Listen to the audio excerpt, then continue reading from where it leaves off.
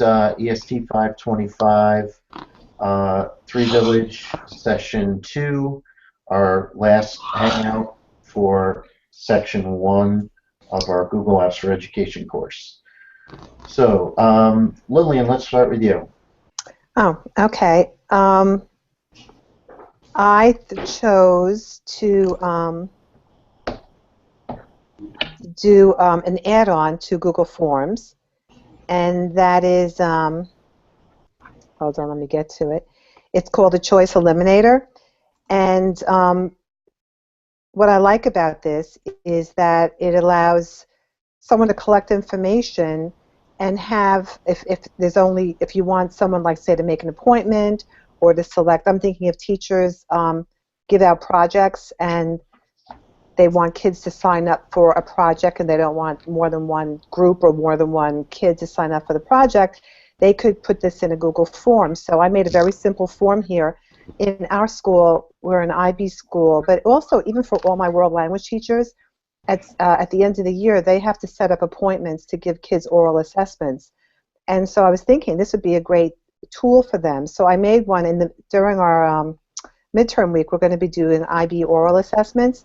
So all I did was made a simple form asking for the student's name. I mean, the teacher might want to ask for more things, and then I made a multiple choice question here with a bunch of different times on it. And then what I need to do is, if I don't have the add-on, I have to go to Get Add-ons, and it's called the Choice Eliminator. As you can see, I already have it, but if I didn't, it would have this blue box, and I would hit the plus sign and then have to give it permission to work with my Google Drive. And since I've already done that, it's here. So then I just start the Choice Eliminator. The Choice Eliminator dialog box appears over on the right. You turn it on, and it automatically will recognize the questions that have more than one option. And so I just click on the question, I check the box to eliminate choices, and I close it. And now my form is ready to send to my students or to my, to the people that are going to respond to the form. Oh, sorry, I just hit the wrong thing. I go to the live form, and then I can just start putting in names. Mary Jones. Mary Jones is going to pick the 1:30 slot, and I submit it. And then if I go to do another one, hopefully that's gone. You can see it's gone now. So now I'll pick, I'll do John. I'll just do one more. Oops, sorry, I'm in the edit forms. Let me do John, and then I'll do the early morning slot, and then I'll hit submit. And then if I go to my responses, you'll see that, and if I go back to the form, those two choices, the 1:30 and the 8:15, won't be there. And that's my form. That's my tool that I've chosen. Yeah, this is really helpful, especially for teachers who have parent-teacher conferences. We have limited time and space. You can share this out with parents, and then they can fill in. The only disadvantage is that sometimes you get more than one parent who wants to have that same time. But if it's gone, it's gone. They have to change their plans, unfortunately. But it's good for students too, in the way that you just used it. It's great. All right, Jessica. Hi. How are you? I actually chose something that's that you use with Google Forms as well. So I'll share my screen.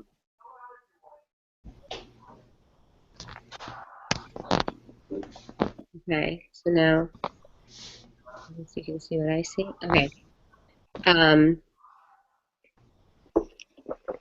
So what I have here is just something that, like a document that I had made actually for this class, because a lot of the stuff that I upload, I actually can't upload anything from 3 Village, so I just have to kind of make my own stuff for this class. But what I have is Doc to Form, and I don't know if anybody's used it, but what's really great about it is that you can take an existing document that you have, and you can turn it into a Google form easily. And for the foreign language people, this is really good because we have all of the accent marks and all those things, and it's really difficult to create a form with all of those punctuation marks. Also for math people, I'm thinking it's probably a little more difficult. So anybody who has any kind of extra symbols that it's difficult to get into forms, this is helpful. So I just selected the text and I went to my add-ons, just like, you know, what Lillian did. And so I already have my add-on, but you could go to get add-ons and do the same thing that Lillian did and just click doc to form and add it on. And so I just selected my text and I just click use selected text. And then just like in Google Forms, you can click multiple choice. So I have my multiple choice answers here. I'm just going to copy and paste them in here.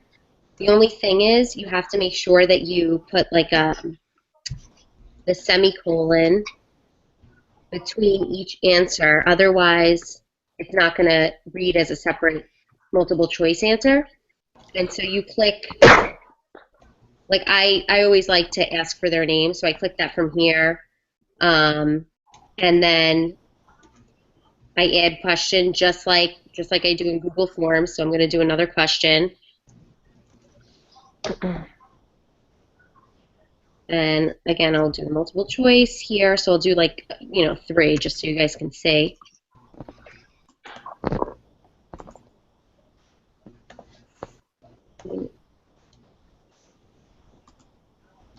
And then I'll add a third question, but this time I'll just pick a different format just so you can see that you can do everything the same way you do the same way you do this in actual forms. You can do this right from your document.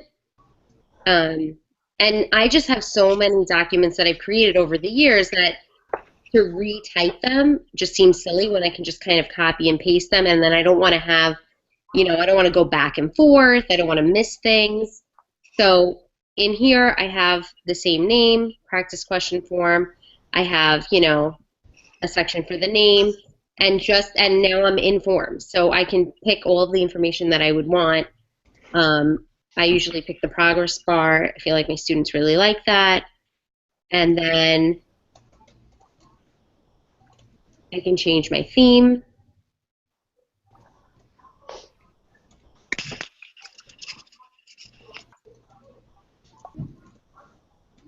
And then view my live form. And now in like, you know, very little time, as you can see, I've created a short Google form, but I could just keep copying and pasting, and it's really easy to use. So that's not 5 minutes, but that's pretty much it. Do you want me to keep going with? No, that's great. You know, it's funny how, you know, we have all these old documents that we've created in the past and never really use them again. And I think that you've gotten a new, you know, twist using forms for those old documents. It's nice. Right. You know? It's great. There's a million ways to use forms. That's the great thing about it. Right. So, all right, awesome. Thank you. Great. Thanks. All right. So now, if I want to stop sharing. There you go. Okay. Thanks. All right, Jennifer, you ready? Sure. Okay. Oh, so I chose to talk about Google Docs because I've used it a lot this semester. This is actually the first time I was using it because I'm very new to the Google apps. But this year I'm teaching DTC, which is like our inclusion, and also resource room in 4th grade and in 6th grade. So I feel like there was always a lot of challenges with being in different settings and in different roles, the workload, and trying to make work for each of the different grade levels, you know, was kind of my challenge this year, and I kind of feel like Docs helped make that easier for me as far as like streamlining it and being able to work from home very easily, not worrying if like Citrix was down. Also being able to share it with my co-teacher, and then she could work on it, so we could have, you know, work that was really appropriate for all of our kids, my special ed kids and the general ed population also. So let's see if I could share this.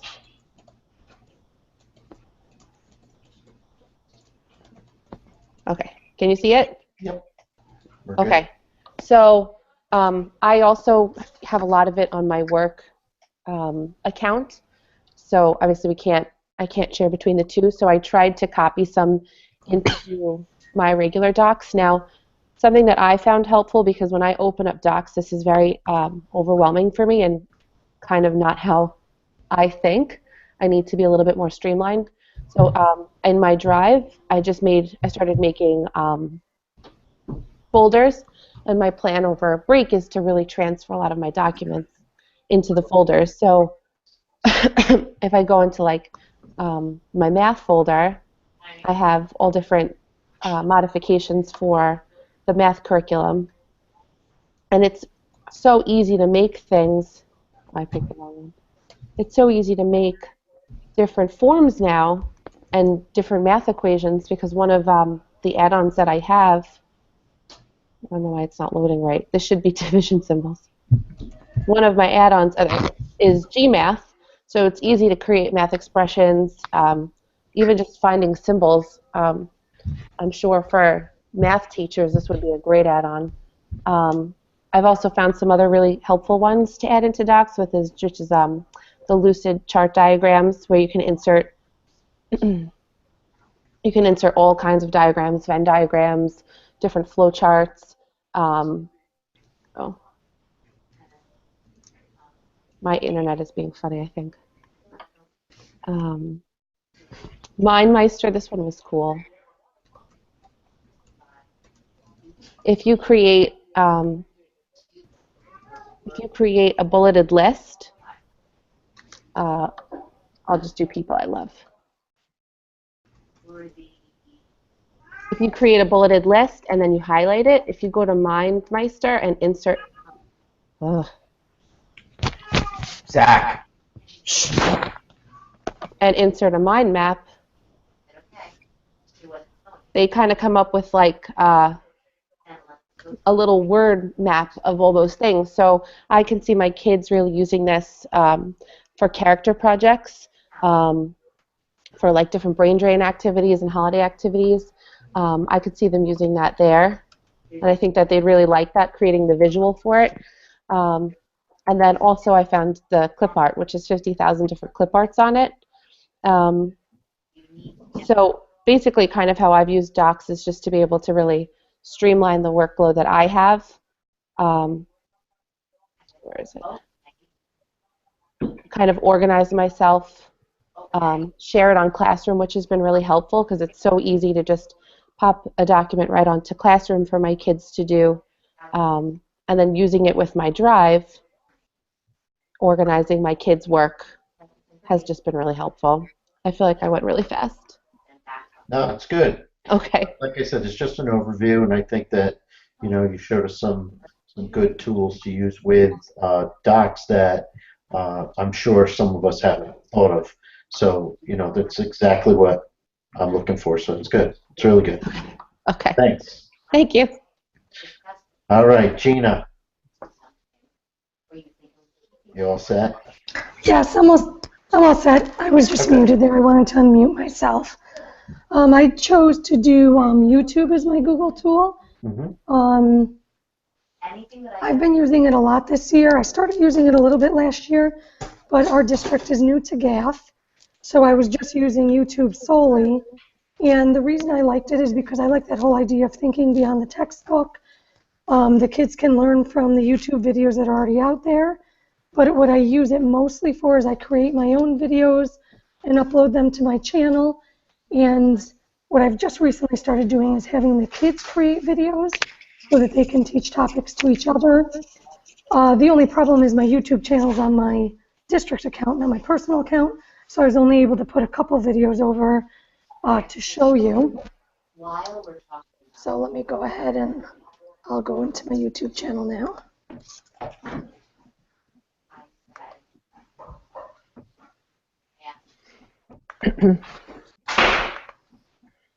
Are you able to see that there? Yes. Okay. Yep. So this is my channel here, and you can see that it's just a line of videos that I have here. I do a lot of aeroponics in my classroom, so I have some informational videos that I created. And I also have some from the website that the website where we ordered the aeroponics from. So these are videos that were already on YouTube, the first two, and then you can see some that I created here. And if you scroll down, you can see, oops, I didn't mean to click on that. This touchpad is so sensitive. This is a YouTube video that I created for the teachers in my district. So I also use it for that because I'm in a little bit of a unique position as the STEM teacher. I don't work with one class. I'm working with K to 6 and also with all the teachers. So there were so many teachers that didn't know how to create distribution lists through their email. So I was able to do a little video and email it to all the teachers. So I like the fact that you can email the YouTube videos, you can embed them into Google Sites or into my Google Classrooms that I have. And then I have personal things here. That's my personal trainer and some videos that she has. And then some of my son's work is on here. He actually has teachers, there I go again, that create videos showing the teachers doing test corrections and things like that. So what I end up having to do, because we have this whole stream of videos, is I create playlists, just like you would do on your phone. So the only one that I was able to do here, because I have them all in my school account, is the aeroponics. So I just showed you here that you can make the playlist, and here are my aeroponic videos here. And if you were to see my school one, you'd also see all the videos that I sent to teachers and things of that nature going across the screen here. And then what I also wanted to show you, all of my classrooms are also through my district account. So I'm not able to show you any of the YouTube videos that I posted for other students, but it's all very similar, the way that you can embed them. So here's one of my Google Sites that I created for this class. And if I go here to edit, oh my gosh, unable to edit it this time. That's funny. Oh, it won't let me do it. That's strange. Any ideas why it won't let me edit? Are you in the same account that you're in for the sites? Like, Right. Yeah. Yep, this is the same one. Oh, yeah. Hold on, let me try. It could be a bandwidth issue. You know, you're online and it's not letting you in. I just literally Jen and I practiced right before we came on, and it was working fine. Let's see. Uh-oh.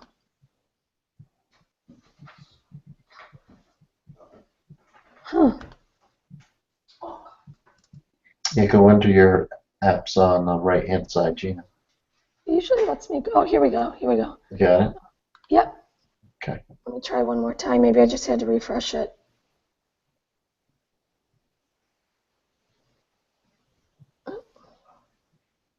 No, it's all frozen here. Hold on. Now you're in edit. Because your cursor's blinking right above goal. Yeah, but I'm not seeing. Oh, here we go. Now I see it. Okay. So if I go to insert, it would allow me to put a YouTube video in right here. And this is all very similar to what you would see on the classroom, except you'd click on a different button, but the YouTube link always comes up, and you can just, if I wanted to take this video, for example, that's me talking, showing my aeroponic system, and I could just copy the URL here and then paste it in here and save it. And this isn't where I wanted to originally put the video. I wanted to put it on the screen I had up originally that wasn't working. And then I would save it, and it's not going to format right because it's going to block these words out. But then the video is here, and I can let kids know to go and see it. But I do this a lot in the announcements section or the assignment section of my Google Classrooms. That's where I use it most of the time. And I love it. I get to either show them current topics that we're learning, like I said, do the teacher training. Right now I'm doing coding classes with the K to 6 kids. So I was able to take some of my coding videos and send them to teachers to show in their classroom before I did a morning announcement. So I just really like the YouTube feature. It's just so easy to share with the kids and teachers. Great. Thanks. You're welcome. All right. Frank, you all set? Yes, I All think right. so. We'll see. All right, Now, great. I did mine with a series of a few screenshots. I hope that's okay. Yeah, that's fine. So what I chose to do was Flubaroo. So making quizzes with Google Forms and then grading them with Flubaroo, which makes it very easy and very quick. So let's see if I wait, wrong thing here. Try to bring it up. Now, can you see that? Nope, not yet. Okay, let's see. You got screen share up in the left-hand corner there. Okay. Yeah, I see the screen share, so I'm trying to click.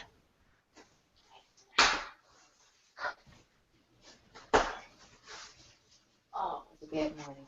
It's all bad. Okay, how about that? No? Nope, not yet. All right. Let's see. Now I have my, let's see, I have my screenshots along the bottom. Do I do the screen share first? Yes. Yeah. Okay. And then click your screenshots that you want us to look at. Okay.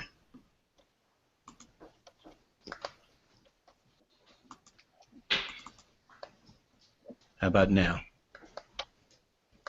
Nope. No? This is never easy. What I'm facing here is when it's either coming up either the screenshot or the Well, share. it's right. Okay. So when you click share your screen, you get a choice. What is it that you want to share? So you want to share your desktop, Yes, I had saved some screenshots. but they're on your desktop. Right.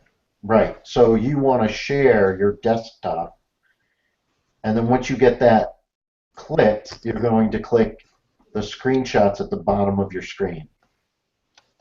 Okay. I'm getting to share. I'm getting internal display or Google Hangouts. Google Hangout. Okay.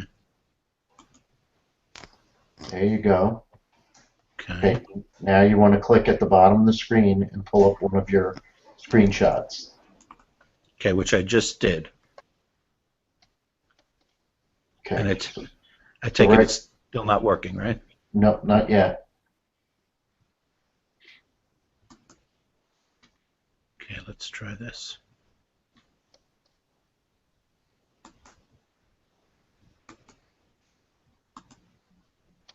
Okay, now we see you again. Okay. Okay, now we see the screen, not your screen. We see my screen, basically. Okay. So So you're screen sharing, but now you need to pull up what you want to show. okay, so at the bottom, I'm going to my gallery where I Okay. have the screenshot saved.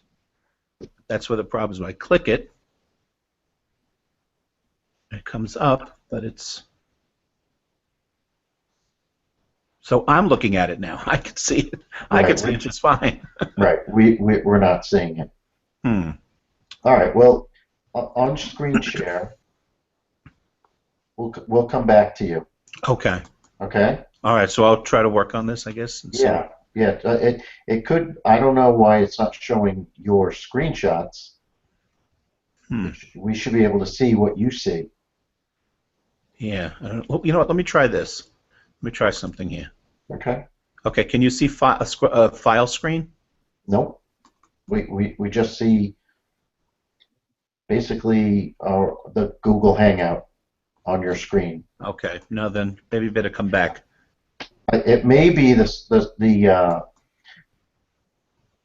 unshare your screen for a second. Okay. Okay. 1 second. Okay. Okay. Now click screen share again, and then tell me what you see. Okay. I see internal display, Google Hangouts, and Google. Share your screen, it says.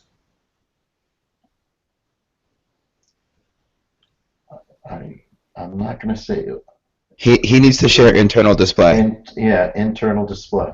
Yeah. Okay. That's what I was gonna. Okay. All right, let's try that. Now try. There we go. Now you see it? Now we see your files. Okay. Okay. Okay, so what this is, it's Flubaroo, which will grade quizzes for you. And so I created quizzes in Google Forms. And what happens is it creates a spreadsheet in Google Sheets for every quiz, let's say, that you make up. And so you'll have your class list, and it'll show you all the different answers that they give. So you'll get, it's an add-on. So you go to the add-on section, which is on top here, and you click Flubaroo, and then you would click Grade Assignment. And let's see if we can get to the, I'm afraid to switch to the next one, but we'll try it. To show what it asks you for.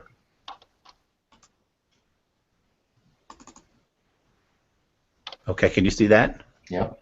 Okay, and then what will happen is you have to take the test that you give so that it'll use that as an answer key. So you'll get this screen for grading, and you'll check off your attempt at the test, and that will then use that as the answer key.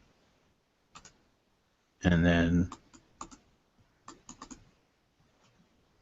okay, and then you'll get this window here, which now will show the students with their grades. So it grades it for you like in seconds.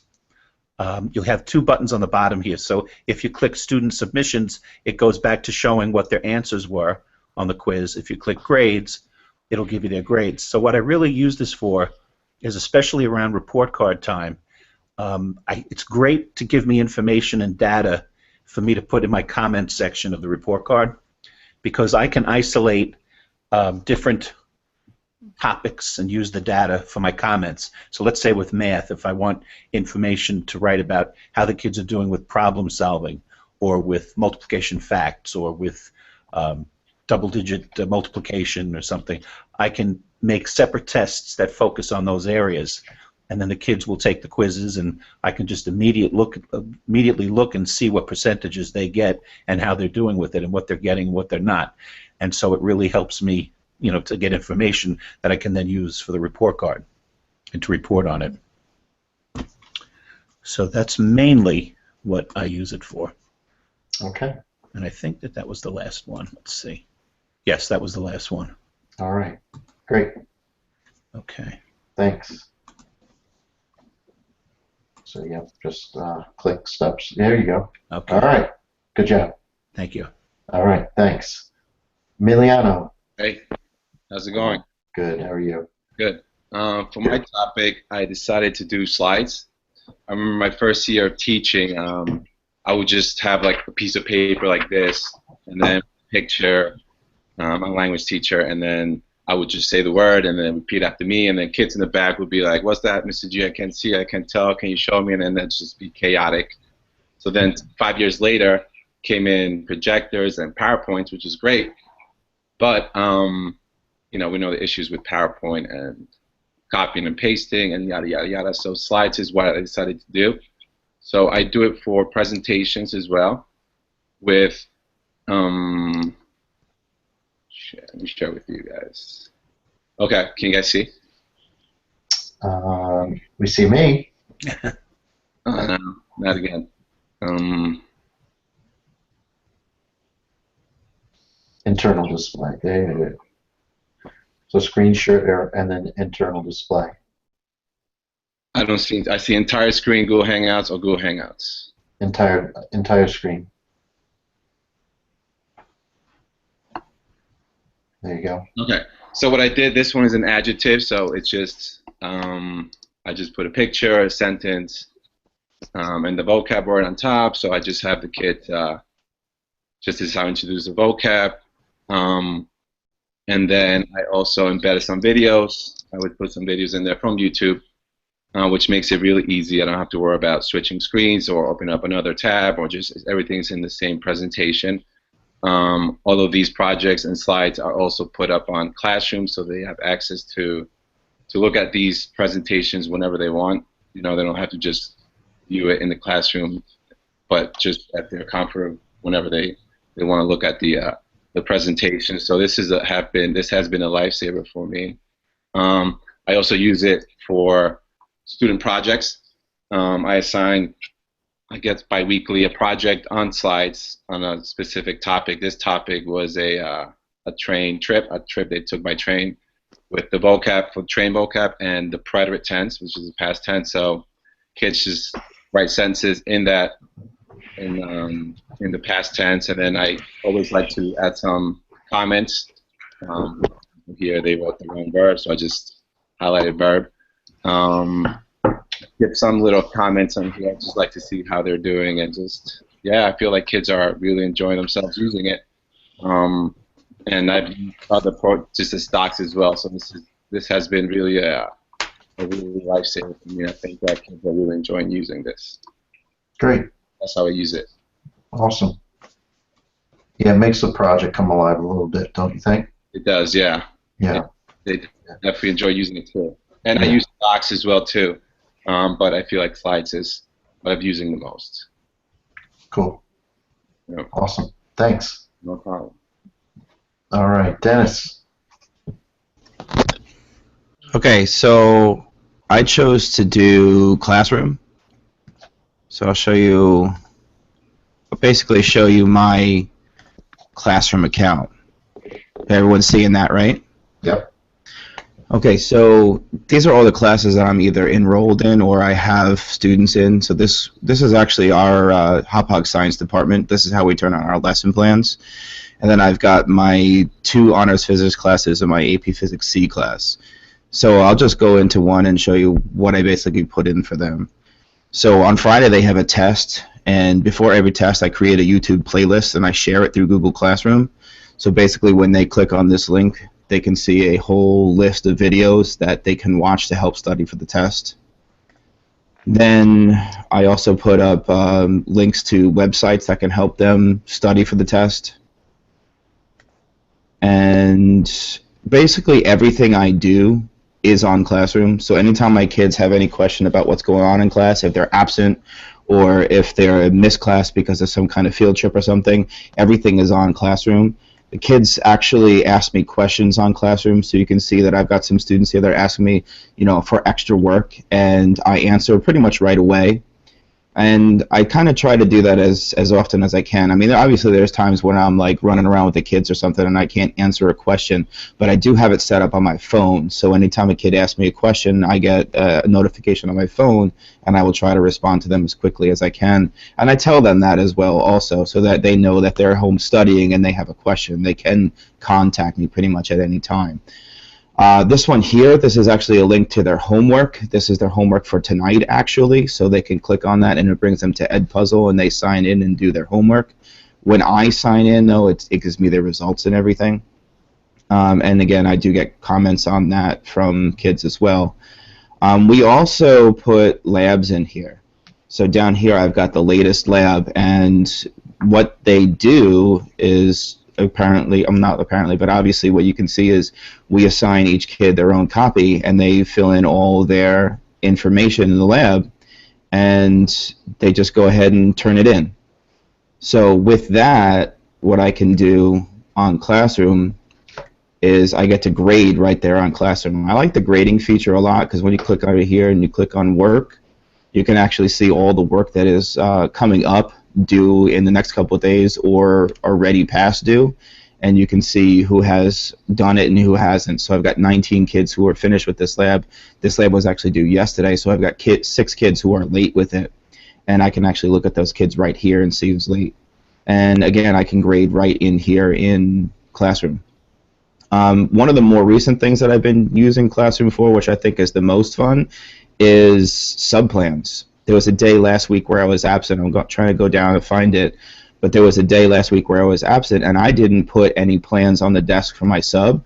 All I did was I wrote a note for my sub saying the plans are on Classroom for the students, and I basically didn't leave anything for the sub. The sub was confused, but the students knew exactly what to do, and I'm still trying to go back and find it. I think it was earlier in the week.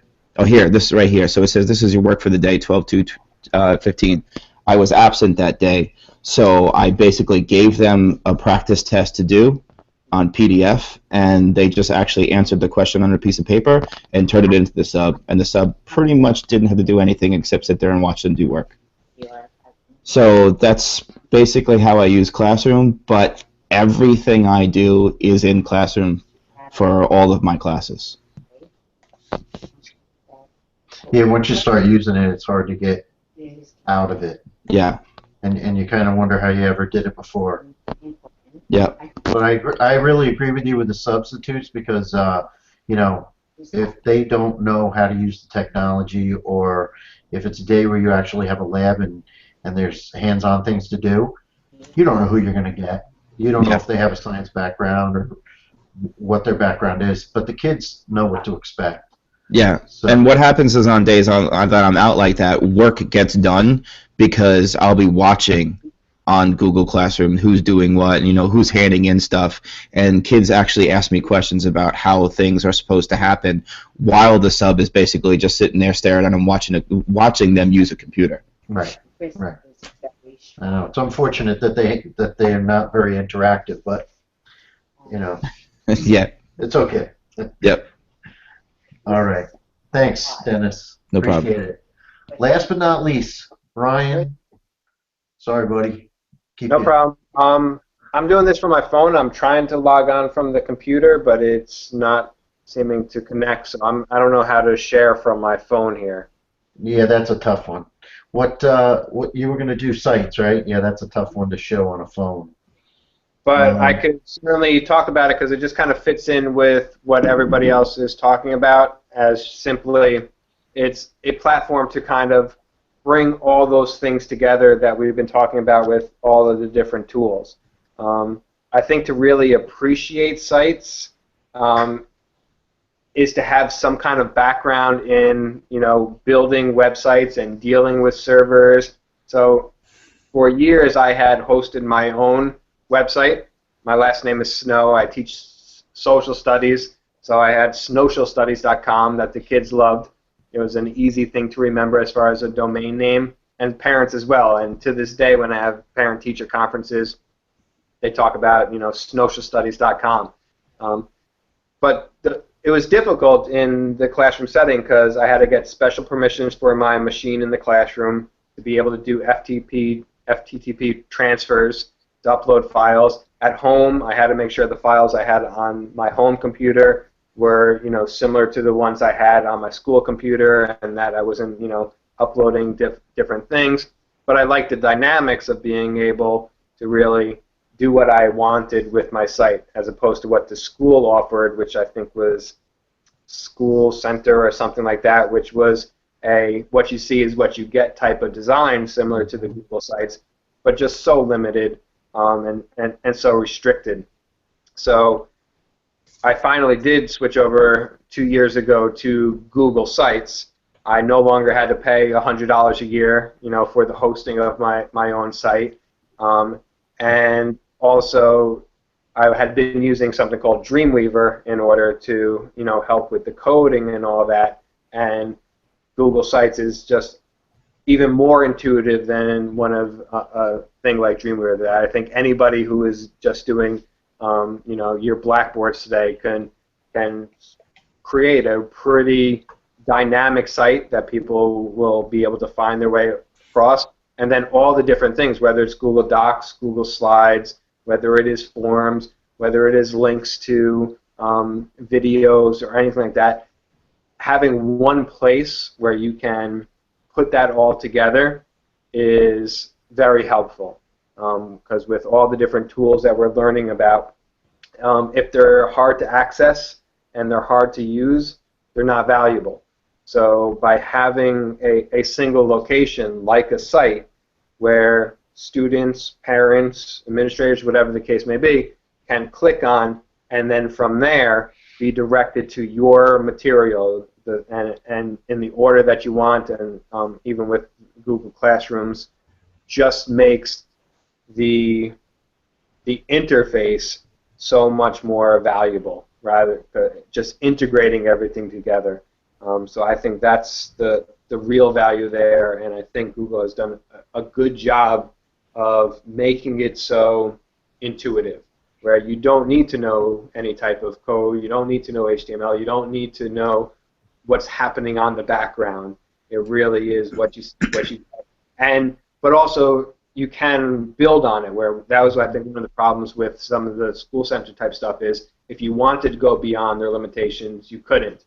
Where in Google Sites you have access to the actual code itself, and it really runs a huge spectrum.